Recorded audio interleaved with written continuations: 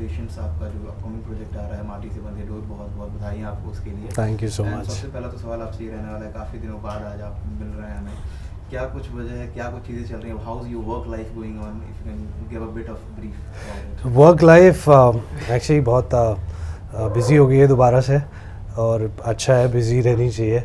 काफ़ी महीनों से इस बिज़ीनेस का इंतज़ार था, तो अब वापस आ गई है। शूटिंग स्टार्ट हो गई है, प्रोमो हम लोगों ने शूट कर लिया है, तो बहुत मज़ा आ रहा है। I think after 3 years I'm working with a different team altogether, a different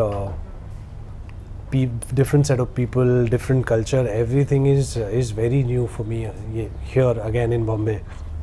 And if asking about your new show जो कि आने वाला है माटी से बंधे डोर, कुछ बताइए उसके बारे में, क्या कुछ रहने वाला है, आपका कैरेक्टर कैसा है उसमें। तो ये जो शो है माटी से बंधी डोर, जैसा कि नाम से ही समझ आ रहा है, माटी से बंधी डोर, सो इट्स वेरी रूट से जुड़ी हुई कहानी है। जो हमारे महाराष्ट्र के किसान हैं, उन फैमिलीज़ की ये स्टोरी है। जो कैरेक्टर मैं प्ले कर रहा हूँ, रणविजय, इज़ कॉल्ड, दोस्त लोगों से प्यार से राणा बुलाते हैं। तो Rana is also from a farmers family. जो हमारी हीरोइन है, दोनों सिस्टर्स, वो भी फार्मर्स फैमिली से हैं। सो ये लड़का पढ़ने के लिए शहर जाता है, बट ये वापस गांव नहीं आना चाहता, और इसकी माँ चाहती है कि ये वापस गांव आके खेती बाड़ी संभाले, अपना जो फैमिली बिजनेस है उसको संभाले। अब उसमें ये शहर में किसी और को प्यार करता है, इसकी माँ को गांव में कोई और लड़की पसंद आती है। तो कैसे, और इसकी माँ इज़ समबडी जिसको ये कभी ना नहीं कर सकता, and she is the only one he looks up to, और अपनी माँ से बहुत ज़्यादा इंस्पायर्ड है। सिर्फ अपनी माँ की सुनता है, बाकी किसी की नहीं सुनता है।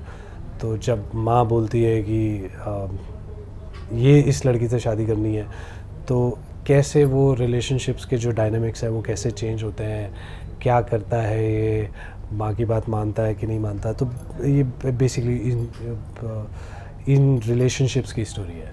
Also, Ankit, we got to know about that you are the only one who is very well versed with the Hindi in the entire show. Correct me if I'm wrong. Is that true? Actually, it's the other way around.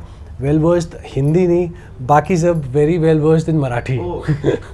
तो हमारे जो director हैं, हमारे जो बाकी के actors हैं, all of them they're Marathi actors and Marathi background. So show भी हमारा जो है मराठी बैकग्राउंड का है, कोल्हापुर का सेटअप है। तो for them it's like home. मेरे लिए थोड़ा सा चीज़ें नहीं हैं, बिकॉज बॉम्बे का जो मराठी कल्चर है, it is very different from the actual Marathi culture जो मैं कोल्हापुर में देख के आया हूँ। वहाँ की तो बॉम्बे के लोग मराठी बोलते हैं ना, फिर भी समझ आ जाती है। वहाँ पे बोलते हैं कुछ नहीं समझ आता, पता ही नहीं चलता क्या बोल गए। तो it was very difficult for me, and now I am थोड़ा बहुत अंडरस्टैंडिंग, थोड़ा बहुत सीख रहा हूँ, थोड़ा बहुत पता चल रहा है। तो now it's all settling in. Previous works जो भी आपने काम पहले कर रखे हैं, चाहे वो बात करें उड़ारिया हो या फिर Junooniyat, all the characters were quite different. जी, बहुत अलग अलग किरदार में आपने खुद को ट्राई किया है और काफ़ी अच्छी खासी परफॉर्मेंस भी दी है। कहीं ना कहीं वही रीज़न भी है जो आप से जो पावर ऑफ पॉजिटिविटी निकल के आती, फैंस को पसंद आती है। जी। तो how do you deal with all those things, like how do you manage to choose the script कि यार ये तो कुछ अलग लग रहा है, लेट्स डू दैट। या मैं एक्चुअली हम अभी से नहीं, इनफैक्ट मेरे पहले शो से आई ऑलवेज ट्राई कि जो मेरा नेक्स्ट प्रोजेक्ट है वो पुराने प्रोजेक्ट से थोड़ा सा डिफरेंट होना चाहिए, थोड़ा सा क्या काफ़ी डिफरेंट होना चाहिए। और आई ट्राई कि जब भी मैं कोई नया प्रोजेक्ट करूं उसमें मुझे एटलीस्ट एक कुछ नई चीज़ सीखने को मिले। जैसे उड़ारियाँ था, उसमें मुझे पंजाबी सीखने को मिली। जुनूनियत था, उसमें गिटार सीखने को मिला। अभी ये है, इसमें मुझे मराठी कल्चर सीखने को बहुत मिल रहा है। तो ये जो फॉर मी जो नॉर्थ से पूरा ये साउथ का कल्चरल शिफ्ट है, it was very important for me, and I think that is also one of the reasons कि मैंने ये शो चुना कि मुझे ये करना है। बिकॉज़ मुझे पर्सनली ऐसा लगता है कि जब आप different cultures, different languages, different type of people. When you learn them, when you start sitting with them, उनसे बातें करते हो या उनके बारे में सीखते हो, तो आपका जो सोच का जो हराइजन है ना, वो ज़्यादा ब्रॉड होता है. तो आप एक जो आपको एक अपनी रियल लाइफ में भी एक बेहतर इंसान बनने में बहुत हेल्प करता है. और एज एन एक्टर तो आपको हमेशा हेल्प करेगा ही. जितने एक्सपीरियंसेस आपके लाइफ के हैं, जितने आप एक्सपेरिमेंट्स आपने अपनी लाइफ में किए हैं, वो सब अपनी एक्टिंग में डाल दो, मज़ा आ जाएगा. One thing I would like to know, आपने बताया Punjabi culture, then now in Marathi culture and बीच में सिंगिंग में you are also a bit engaged. Which one you like the most till the time? I love all of them. मतलब यार, as you have an option to choose one that this one was the best till the time.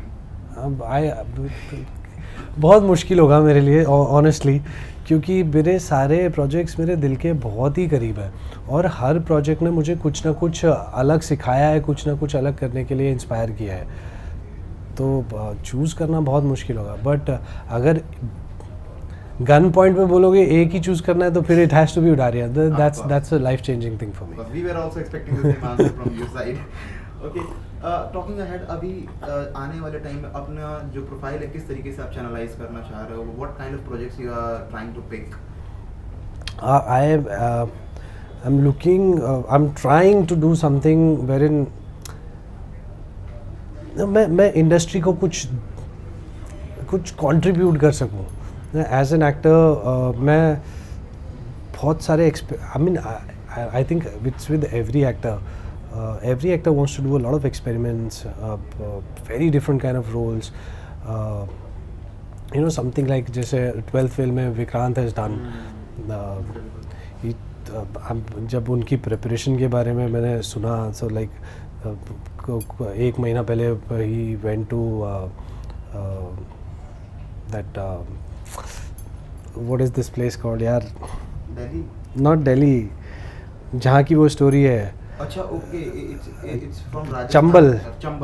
हाँ, सो वहाँ पे हो गए and he got himself stand and वहाँ की language सीखी, वहाँ पे रहे. तो it is, I think the preparation is the fun part. You get to do a lot of new things and then you learn a lot of new things, और फिर वो सब चीज़ें आपकी एक्टिंग में दिखता है. एंड देन वो ऑनेस्टी के साथ आप वो जो भी चीज़ें आपने सीखी है वो आप अपने क्राफ्ट में डाल दो ना, एक मैजिक हो जाता है. Basic method acting concept.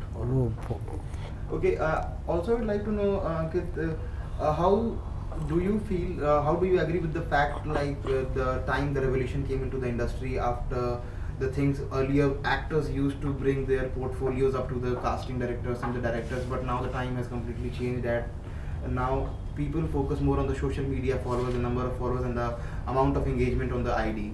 So do you feel any kind of personal effect you have got through these changes?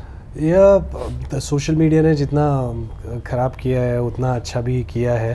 पहले आप सब एक्टर्स को अपने फ़ोटोज़ लेके ऑफिस से ऑफिस भटकना पड़ता था.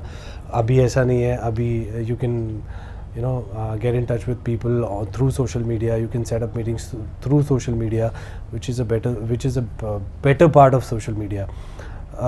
But the sad part is when it comes to casting, a lot of people, they look for your number of followers, how's your engagement, then उसके बाद talent देखते हैं, which is I think थोड़ा सा sad part है. But एक चीज़ मैं बोलता हूँ, मुझे ना मेरे एक दोस्त था, उसने मुझे बहुत अच्छी चीज़ बोली थी.